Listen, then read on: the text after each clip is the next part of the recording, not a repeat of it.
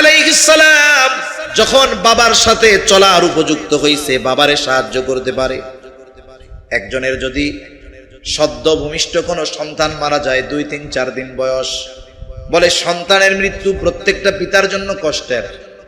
কিন্তু যদি এমন সন্তান চোখের সামনে মারা যায়, যেই সন্তান বাবার সাথে পথ চলে, বাজারে গেলে বাবার সাথে যায়, বাবার কাছে বায়না ধরে, বিভিন্ন কাজের সময় বাবাকে সহযোগিতা করে, বলে কিছু প্রয়োজন হলে ছেলেটা ওই জিনিসগুলো এনে বাবার কাজে সহযোগিতা করে, বলে এই বয়সে যখন কোনো সন্তান উপনীত হয়, প্রত্যেকটা পিতা মাতার ওই সন্তানের গোটা হায়াতের সবচাইতে বেশি মহব্বত ওই সময় কাজ করে।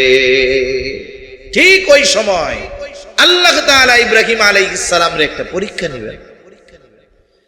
ইব্রাহিম আলাইহিস সালাম স্বপ্নে দেখছে তিনি তার সন্তানকে জবাই করতেছেন। সন্তানরে গিয়া বলে, ইন্নী রাআইতু ফিল মানামি আন্নী আযবাহুকা ফানজুর মাযা তারা। হে আমার বৎস, আমি স্বপ্নে দেখছি আন্নী আযবাহুকা, যে আমি তোমারে জবাই করতেছি, ফানজুর মাযা তারা, এই ব্যাপারে তুমি কি বলো? সন্তান জানে আমার বাবার স্বপ্ন সাধারণ মানুষের স্বপ্নের মতো নয়, কারণ আমার বাবা স্বপ্নে যেটা দেখে এটা ওহী, আর ওহী হলো আল্লাহ তাআলার প্রত্যাদেশ, আল্লাহ তাআলার নির্দেশ। বলে আল্লাহ যদি ইব্রাহিম আলাইহিস সালামকে সন্তানকে জবাই করার নির্দেশই যদি দিয়ে থাকে, তাইলে ওনার সন্তানরে জিজ্ঞাসা করার কি দরকার? সন্তানের মতামত চাওয়ার কি দরকার? বলে ইব্রাহিম আলাইহিস সালামও দেখতে চায়। আল্লাহ তো বলছে যে তোমারে এক হালিমের সুসংবাদ দিলাম, আসলে আমার সন্তান বাস্তবে হালিম হয়েছে কিনা। সন্তানের মনোভাবটা একটু জানতে চায়, বুঝতে চায়। সন্তান যদি তখন বলতো, ছোট বাচ্চা, যে আব্বা কি বলেন, এই 86 বছর বয়সে আল্লাহ আপনারে আমারে দিছে, আর এখন একটু স্বপ্নে দেখছেন আর আমারে জবাই করে ফেলবেন, এটা কোনো কথা হইলো আব্বা? দেখতে চায় যে এইরকম কোন মনোভাব তার মধ্যে আছে কি। কিন্তু সন্তান কি জবাব দিছে? পিতারে বলতেছে, ও আমার পিতা, আপনি যেই ব্যাপারে নির্দেশ প্রাপ্ত হয়েছেন সেটা আপনি কার্যকর করেন। সাতাজিদুনি ইনশাআল্লাহু মিনাস সাবিরিন, আপনি আমাকে ধৈর্যশীলদের অন্তর্ভুক্ত পাবেন। আপনি যেই ব্যাপারে আল্লাহর পক্ষ থেকে নির্দেশ প্রাপ্ত হয়েছেন আপনি সেটা করে। তাহলে এই সন্তান, আল্লাহ বলছিলেন যে সহনশীল সন্তানের সুসংবাদ দিলাম। তাহলে সন্তান কেমন সহনশীল যে আল্লাহর নির্দেশে পিতা জবাই করবে, আর ওই ক্ষেত্রেও সন্তান কত বড় সবরের পরিচয় দিয়েছে, যে বাবারে বলেও নাই যে বাবা এটা কেন করবেন, বরং সে বলেছে আপনি আল্লাহর আদেশ বাস্তবায়ন করেন, আমাকে ধৈর্যশীলদের অন্তর্ভুক্ত পাবেন। তাহলে ইব্রাহিম আলাইহিস সালামের ছেলে ছোটবেলায় বাবা জবাই দিতে চায়, এই জায়গায়ও বাবার আনুগত্য করে। আর আমাদের পরিস্থিতি কি? বলে বুলারে যদি কই খাড়াইয়া মতিস না, ও বললে হাইটা হাইটা প্রস্তাব করে। কথা বুঝেন নাই? আমাদের সন্তানগুলার ব্যাপারে আমাদের কাছে বিশেষ করে শহরে অনেক অভিযোগ অনুযোগ পিতামাতার, যে হুজুর কি করব বলেন, কথা শুনে না, যা বলি ঠিক মতো করে না, ডাইনে কইলে বামে যায়, বামে কইলে ডাইনে যায়, এই হলো অবস্থা, কোনো কথাই শোনে না। তা আমি চিন্তা করি, যদি জিজ্ঞাসা করি উনাদের যে ইব্রাহিম আলাইহিস সালামের ছেলে তো জবাই দিতে চাইছে, সাথে সাথে রাজি হয়ে গেছে, এটা ওই দুয়ার বরকত, রব্বি হাবলি মিনাস সালিহিন। তাই সন্তান হওয়ার আগে কয়দিন আল্লাহর কাছে দোয়া করছিলেন। এজন্য সন্তানের জন্য পিতার দোয়া সন্তানের জীবনে প্রভাব ফেলে। এজন্য পিতার কি উচিত? বিবাহের পরে সন্তান হবে কি হবে না আল্লাহ জানে, কিন্তু আল্লাহ তাআলার কাছে নেক সন্তানের জন্য বেশি বেশি দোয়া করা, প্রত্যেক সময় এই দোয়াগুলো করা, আল্লাহ আমার একটা নেককার সন্তান দেন, চক্ষু শীতলকারী সন্তান দান করেন। ইব্রাহিম আলাইহিস সালাম দোয়া করছে সন্তান হওয়ার পরে না আগে? জোরে কোন, আরো জোরে বলেন না, কখন? আগে দোয়া করছে। আবার আছে অনেকে বিবাহ করছে, আল্লাহ সন্তান দেয় না, দেশ বিদেশে বিভিন্ন জায়গায় চিকিৎসা করাইছে, ডাক্তাররা পরীক্ষা নিরীক্ষার পরে বলে কোনো অসুবিধা নাই, কিন্তু ছেলে বা বাচ্চা সন্তান কেন হয় না এটা আল্লাহই ভালো জানে। এই সময় মানুষ দুই ভাগে বিভক্ত হয়ে যায়।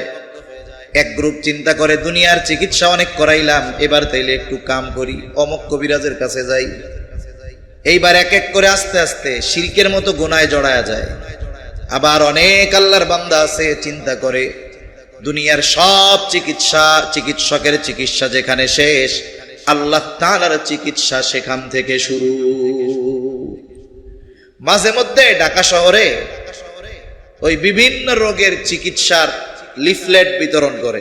ঢাকা শহরে কিছু ডাক্তার আছে, দুনিয়ার সব রোগের সমাধান তাদের কাছে পাওয়া যায়। লেখে এখানে ডায়লগ লেখে আর কি, সবার যেখানে শেষ আমার সেখানে শুরু। মানে সব চিকিৎসা যে জায়গা ফেল, এরপর থেকে আমার শুরু। তা দুনিয়ার সবার চিকিৎসা যখন শেষ, ওই জায়গা থেকে আল্লাহর শুরু। অনেক আল্লাহর বান্দা চিন্তা করে যে কাজ করি, আল্লাহ তাআলা যা দিছে বেচা কিনা একটু আল্লাহর ঘরে যাই। এইরকম কয়েকজন মানুষের ব্যাপারে আমার জানা আছে যে ওনারা দুনিয়ার বাংলাদেশের কোনো চিকিৎসা বাদ দেন নাই, ভারতে চিকিৎসা করাইছেন, তারপরে সিঙ্গাপুরে গেছেন। যখন কোনো কাজ হয় না, সব জায়গায় ঠিক কিন্তু আল্লাহ দিতেছে না, স্বামীরও সমস্যা নাই, স্ত্রীরও সমস্যা নাই, ওনারা কোনো মাজারে যান নাই, অন্য কোনো জায়গা না গিয়া চিন্তা করেছে যাই হজ করে আসি, আর দোয়া কবুলের জায়গাগুলোয় দোয়া করবো, আল্লাহ যদি চায় বুঝতেও পারে। গেছে সত্যই, একবার হজ করে আইছে, পরের বার হজের সিজন যখন আল্লাহ তাআলা কোলের মধ্যে চক্ষু জুড়ানো সন্তান আল্লাহ তাআলা দিয়ে দিছে। সুবহানাল্লাহ। আল্লাহ পারে কি পারে না? পারে। হযরত জাকারিয়া আলাইহিস সালাম আল্লাহ তাআলার কাছে বার্ধক্যের সময় দোয়া করছে, আল্লাহ তাআলা সন্তান দান করছে। হযরত মারিয়াম আলাইহিস সালাম উনি যখন গর্ভে ওনার মা মানত করছে, আল্লাহর কাছে বলছে আল্লাহ যেই সন্তান হবে এটাকে আমি ফি সাবিলিল্লাহ আল্লাহর ঘরের খেদমতের জন্য দিয়ে দিব, এই কথাটা বলছে। আর ওই সময় মসজিদের খেদমতের জন্য কোনো নারীকে নেওয়া হতো না। মুফাসসিরিনে কেরাম বলেন মূলত এই জায়গায় মারিয়াম আলাইহিস সালামের মা সুকৌশলে আল্লাহ তাআলার কাছে ছেলে সন্তান প্রার্থনা করেছে। উনিও চাইছে আল্লাহর কাছে ছেলে সন্তান। এখন যেই সন্তান হইছে, এখন থেকে হইছে তো মেয়ে, কি হবে? মানত তো কইরা হইছে। মারিয়াম আলাইহিস সালাম যখন মাতৃগর্ভে, ওনার বাবা বাইতুল মুকাদ্দাসের ইমাম ছিলেন, উনি মাতৃগর্ভে থাকা অবস্থায় ওনার বাবা মারা গেছে। জাকারিয়া আলাইহিস সালাম হলো ওনার খালু, এবার উনি বাইতুল মুকাদ্দাসের ইমাম। মানত যেহেতু করছে, আল্লাহর জন্য দিয়ে দিবে, ইবাদত বন্দেগী করবে, জাগতিক কোনো কিছু করবে না। খ্রিস্ট ধর্মে সন্ন্যাসীবাদ যেটারে বলে, এটা খ্রিস্ট ধর্মে বৈধ ছিল। তার মানে কেউ যদি চায় বৈরাগ্য যাপন করবে, বৈরাগ্য জীবন গ্রহণ করবে, বিবাহ শাদী করবে না, সংসার করবে না, একেবারে জঙ্গলে গিয়া পড়ে থাকবে, আল্লাহকে ডাকবে, আল্লাহর কাছে রোনাজারি করবে, এটা খ্রিস্ট ধর্মে বৈরাগ্য, এটা বৈধ ছিল। ওই যে মানত করছে যে ছেলেটার এরকমই দিয়া দিমু, ও খালি ইবাদত বন্দেগী করবে, আর কিছু করবে না, হইছে তো মেয়ে। যাই হোক, এরপরে মারিয়াম আলাইহিস সালাম যখন ছোট, উনি খালার কাছে থাকতেন। এরপরে একটু বড় যখন হইছেন, জাকারিয়া আলাইহিস সালাম মসজিদের সাথেই ওনার একটা রুমের ব্যবস্থা করে দিছে। দিনভর উনি ওই জায়গায় ইবাদত করতেন, আর রাতের বেলা খালার কাছে গিয়ে অবস্থান করতেন। ইতিমধ্যে আল্লাহ তাআলা কি চাইলেন? মারিয়াম তো সাধারণ মেয়েদের মতো মেয়ে না, আল্লাহই কোরআনে ঘোষণা দিয়েছেন। এরপরে আল্লাহ তাআলা চাইলেন তার এক কুদরতের বহিঃপ্রকাশ মারিয়াম আলাইহিস সালামের মাধ্যমে ঘটাবেন। আমি মূল কথাগুলো শুধু বলতেছি। এরপরে কি হলো? আল্লাহ তাআলা জিবরাইল আলাইহিস সালামকে পাঠায়া দিলেন। ঈসা আলাইহিস সালামের রূহ ওনার গর্ভে ফুঁকে দেওয়া হলো। এখন গর্ভে সন্তান। প্রথম অবস্থায় এটা জাকারিয়া আলাইহিস সালামও জানে না, এক কথায় দুনিয়ার কেউ জানে না। এখন মাতৃগর্ভে যখন সন্তান আসে, তখন ডাক্তারের কাছে গেলে ডাক্তার কি বলে? যে আপনি কিন্তু ওনারে ভালো মন্দ খাওয়াবেন, কারণ এখন ওনার খাবারের প্রভাব ওই গর্ভের বাচ্চার উপরে পড়বে। ওনাকে ভালো মন্দ খাওয়াবেন, ফলমূল খাওয়াবেন, দুধ খাওয়াবেন, কলা খাওয়াবেন, যেগুলো খাওয়াইলে উপকার এগুলো খাওয়াবেন। এখন মারিয়াম আলাইহিস সালাম সন্তান সম্ভবা, এটা কি দুনিয়ার কেউ জানে? জোরে বলেন না, জানে? ভালো খাবারের দরকার না? ভালো খাবারের দরকার। এখন উনিও তো লজ্জায় কাউরে বলতে পারবেন না, বলতেছেন না, পারবেনও না বলতে, এমন অবস্থা ওই সময়। উনি না বলতে পারলে কি, ওনার ভালো খাবারের দরকার ঠিক, দুনিয়ার কারো মাধ্যমে আল্লাহ এটার ব্যবস্থা করেন নাই, স্বয়ং ওনার জন্য ভালো খাবারের ব্যবস্থা করছে কে? জোরে বলেন না কে? আল্লাহ। এখন উনি যখন দিনের বেলায় রুমের মধ্যে ইবাদত করতেন, জাকারিয়া আলাইহিস সালাম প্রতিদিনই যাইতেন, বারবার যাইতেন, কোনো প্রয়োজন আছে কিনা, কোনো অসুবিধা কিনা। কুল্লামা দাখালা আলাইহা জাকারিয়াল মিহরাব ওয়াজাদা ইনদাহা রিজকা ক্বালা ইয়া মারইয়াম আন্না লাকি হাযা ক্বালাত হুয়া মিন ইনদিল্লাহ ইন্নাল্লাহা ইয়ারযুকু মান ইয়াশাউ বিগাইরি হিসাব। যখনই জাকারিয়া আলাইহিস সালাম মারিয়াম আলাইহিস সালামের ইবাদতের জন্য যেই ঘর, ওনার রুমের মধ্যে যখনই প্রবেশ করতেন, ওই সময় গিয়া দেখতেন হরেক রকমের রিজিক, খাবার, শীতকালের ফল গরমকালে, গরমকালের ফল শীতকালে। এখন তো 12 মাস আম পাওয়া যায়, টাকা হলে বেশি দাম দিয়ে হলেও পাওয়া যায়, কিন্তু বলেন তো শীতকালের আম আর জ্যৈষ্ঠ মাসের আমের স্বাদ মজা এক হয় নাকি? এক হয় না। সিজনের ফল সিজনে মজা লাগে। এখন উনি দেখতেছেন ওই সময় তো আর এরকম হাইব্রিডের জামানা না, এই ফল বাজারে কোথাও নাই, কিন্তু মারিয়ামের সামনে মনে হচ্ছে কেমন যেন একটু আগে গাছ থেকে পেড়ে আনা হয়েছে তরুতাজা ফল। যখনই ঢুকেন তখনই তিনি দেখেন। এইবার তিনি মারিয়াম আলাইহিস সালামকে জিজ্ঞাসা করতেছে, ক্বালা ইয়া মারইয়াম আন্না লাকি হাযা, হে মারিয়াম, এগুলো তোমার জন্য কোথা থেকে আসলো, তুমি এইগুলা কোথায় পাইলা? মারিয়াম আলাইহিস সালামের সহজ জবাব, ক্বালাত হুয়া মিন ইনদিল্লাহ। এই যে রিজিক, ফলমূল, অসময়ের ফল, অমৌসুমের ফল, আমার কাছে যিনি দিছেন, পাঠিয়েছেন, তিনি কে? আল্লাহর কাছ থেকে পাইছি। এখন জাকারিয়া আলাইহিস সালাম তো নবী, আমরা হইলে প্রশ্ন করতাম, আল্লাহ দিছে বুঝলাম, কিন্তু তোরে কেডা দিয়া গেছে, এটা কথা বুঝেন নাই? জাকারিয়া আলাইহিস সালাম তো নবী, জবাব এমন জবাব, এরপরে আর প্রশ্ন করার কোনো সুযোগ নাই। এখন ওনার মনের মধ্যে একটা চিন্তা আসছে, দাড়ি পাইকা গেছে, চুলগুলো পাইকা গেছে, বংশধর কেউ নাই, পোলাপান হয় নাই কিছু। ওই রুমের মধ্যেই ওনার মধ্যে এই চিন্তা চলে আসছে, যেই আল্লাহ মারিয়াম রে অমৌসুমে ফল খাওয়াইতে পারে, যেই সিজন না, সিজনবিহীন সিজনের তরুতাজা ফল খাওয়াতে পারে, ওই আল্লাহ বুড়াকালে সন্তানও দিতে পারে। হুনালিকা দাআ জাকারিয়া রাব্বাহ ক্বালা রাব্বি হাবলি মিন লাদুনকা যুররিয়াতান তাইয়্যিবাহ ইন্নাকা সামিউদ দুআ।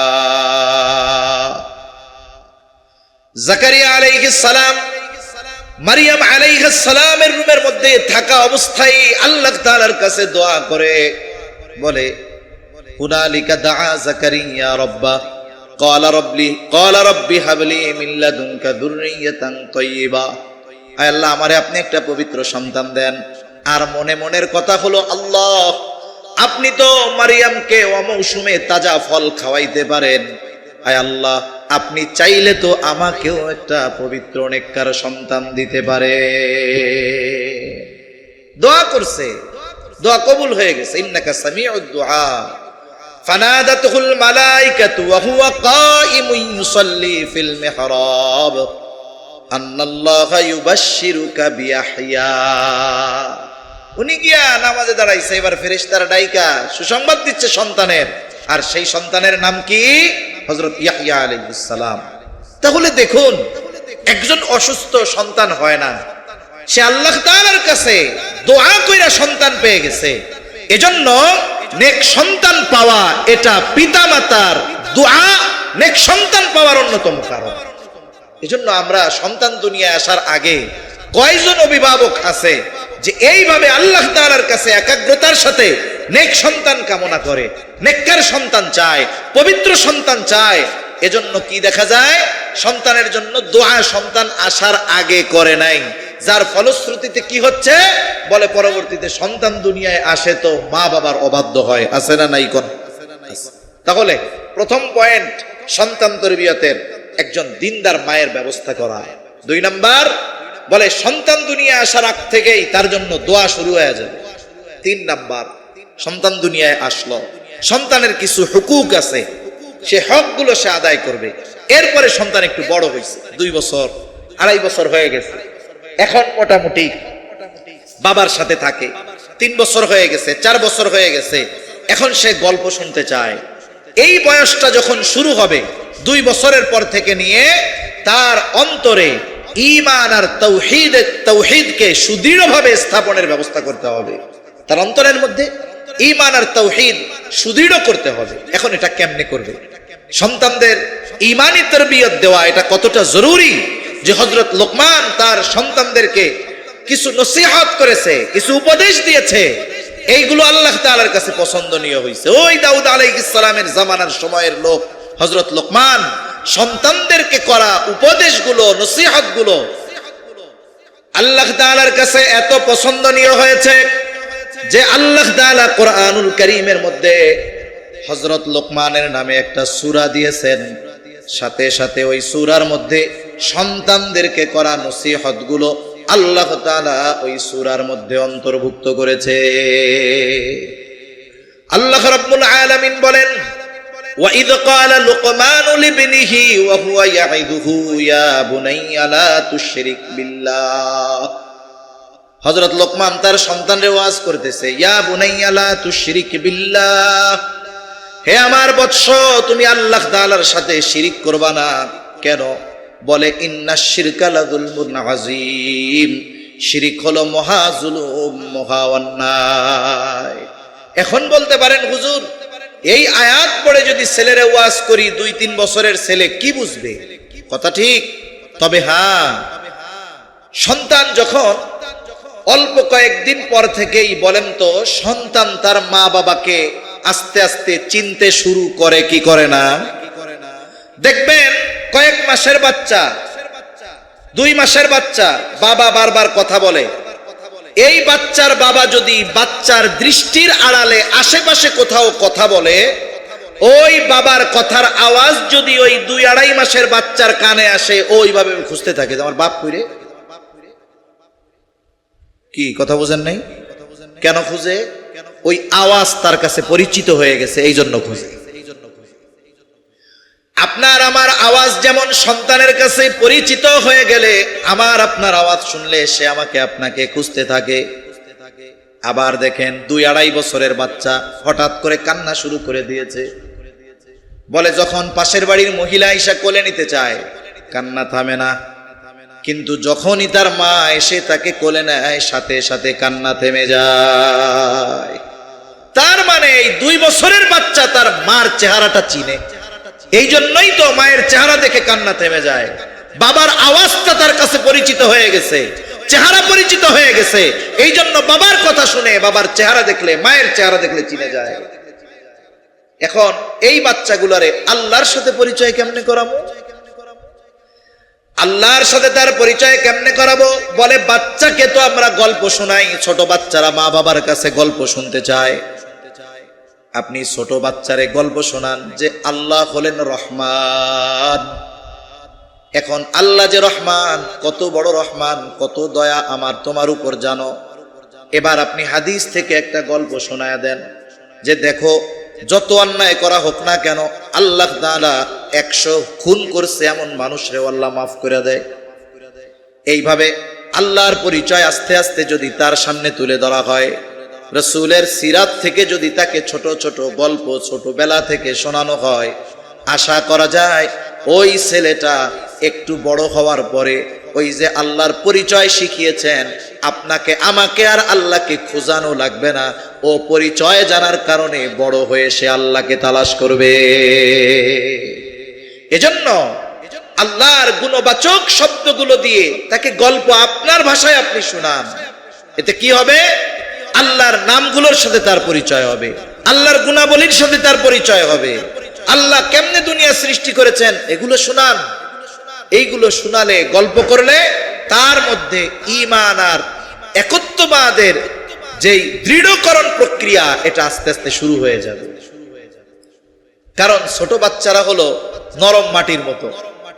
কাদা আছে না, কাদা, আপনাদের এলাকায় কাদা মাটি দিয়ে বিভিন্ন রকমের জিনিসপত্র বানায়, আমাদের এলাকায় বলে কুমার। আপনাদের এলাকায় কি বলে? কুমার।